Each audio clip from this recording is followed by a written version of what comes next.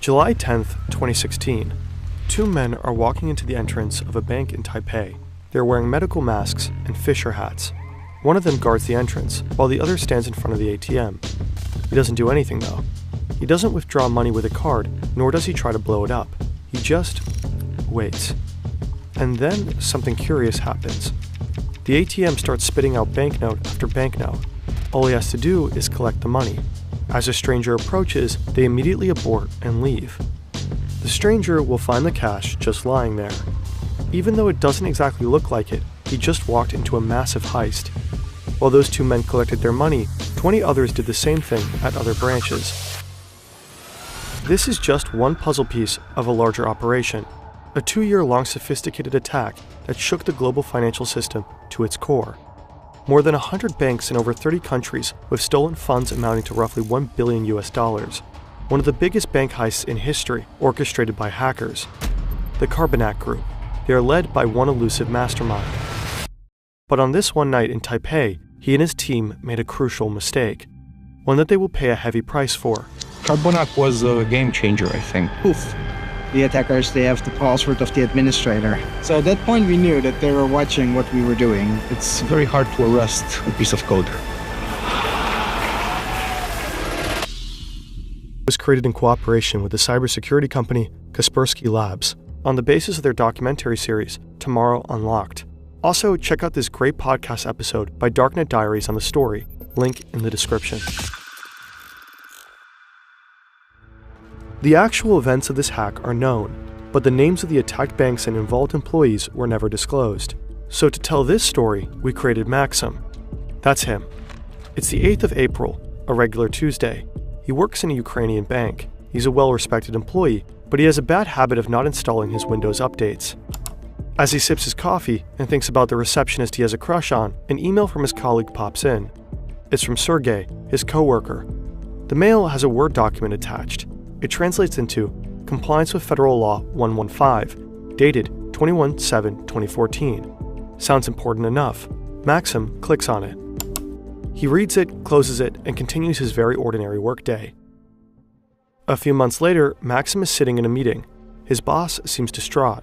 Some of his bank's ATMs started spitting out banknotes at seemingly random times of day. It seems like whoever was lucky enough to show up at the right time could just grab the money. The bank might be the victim of a cyber attack. The employees should act cautious and avoid suspicious emails. Emails, meetings, stress, colossal hacks. For many, it's the same story every day. What if you want to throw in the towel and build something of your own? The bank hired Kaspersky to investigate their problem. Suddenly all your ATMs are empty. You know that something had happened. This is Jort van der Wiel. He was part of the team on the case. He checks the hard disks of the affected ATMs for malware and finds nothing. Not one suspicious activity, not a single trail to follow. A few months later, van der Wiel gets a call in the middle of the night. It's 3 a.m. It's an account manager working for a large Russian bank. He says van der Wiel and his team need to call his IT guy ASAP. A couple of minutes later, one of van der Wiel's Kaspersky co-workers shows up at a bank in Russia. The IT guy on the site is panicking. Someone has gained control over their domain controller. That's the heart of their server network. If you control the domain controller in a Windows environment, you basically control everything. And without a good reason, it's sending data to China. The Kaspersky specialist starts to look for malware right away. Eventually, he finds a software that lets you watch and control a computer remotely. Could it be that the intruder is watching them right now? He has an idea. He opens a Word document and writes the Russian word for hello. They wait for a few minutes. Nothing happens.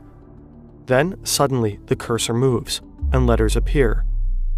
The hacker answered. He adds, in Russian, "You will not catch us." To which the Kaspersky employee replies, "We will catch you." "No, you will not catch us." Okay, it's on.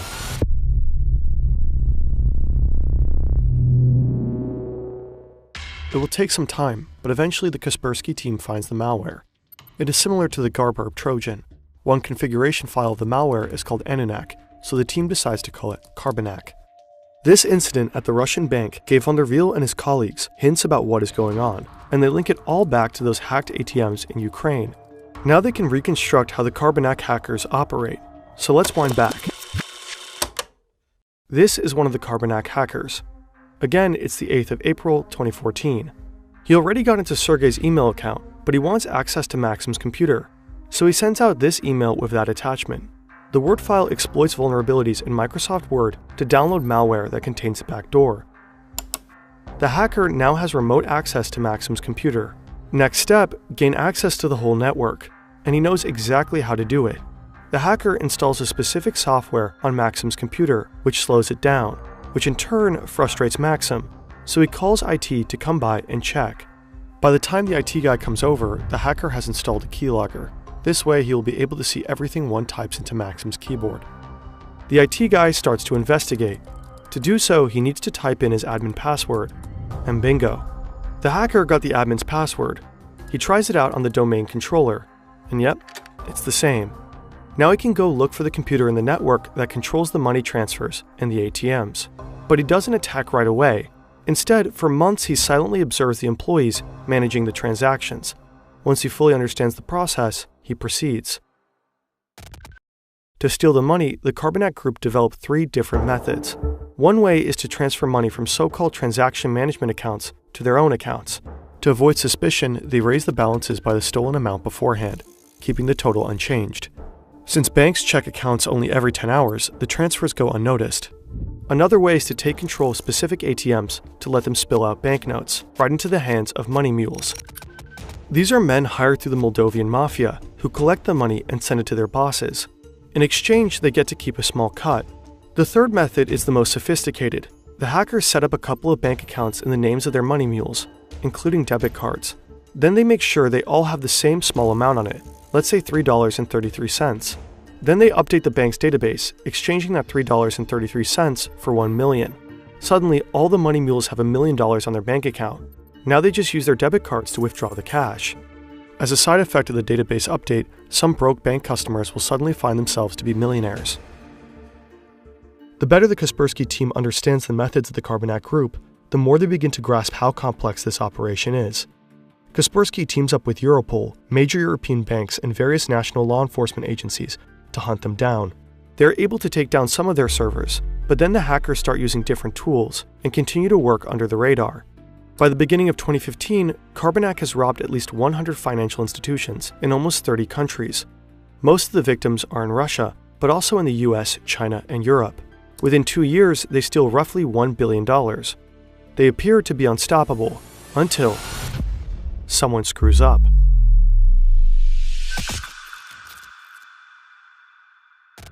The first bank reported that over 70 million NT dollars was withdrawn illegally. The withdrawals were made in both Taipei and Taichung across 34 ATMs and 20 branches. In July 2016, Carbonac attacks the so-called first bank in Taipei, but the Taiwanese police are quick on their feet.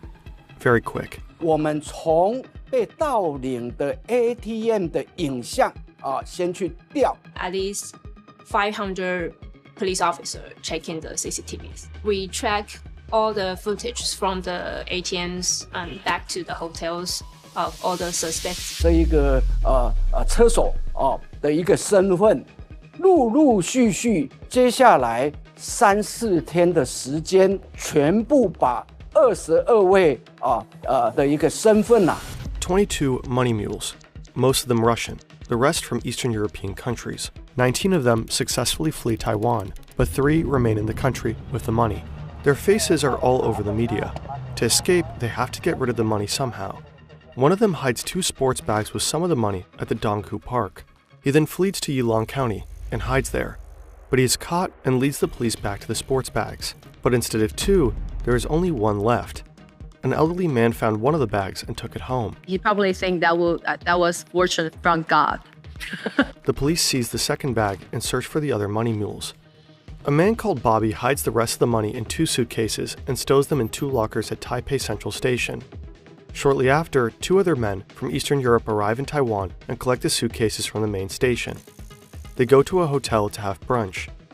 As they sit down, they're interrupted by the police. Put down the knife, your fork, stay calm, don't move. Resign the election with us, such as Sherm. They ask the men to take them to their hotel room. Сколько у вас человек всего? Здесь нас двое. Нет, целая группа. Вот это преступление.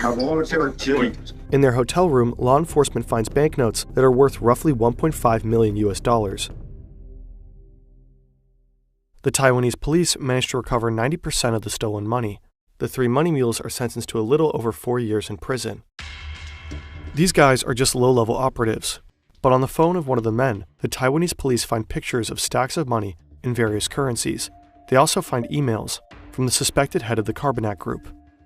Europol, the FBI, cybersecurity companies, and several authorities from different countries work tirelessly to find the Carbonac mastermind. Little do they know he is hiding all the way across the globe, living a life in luxury.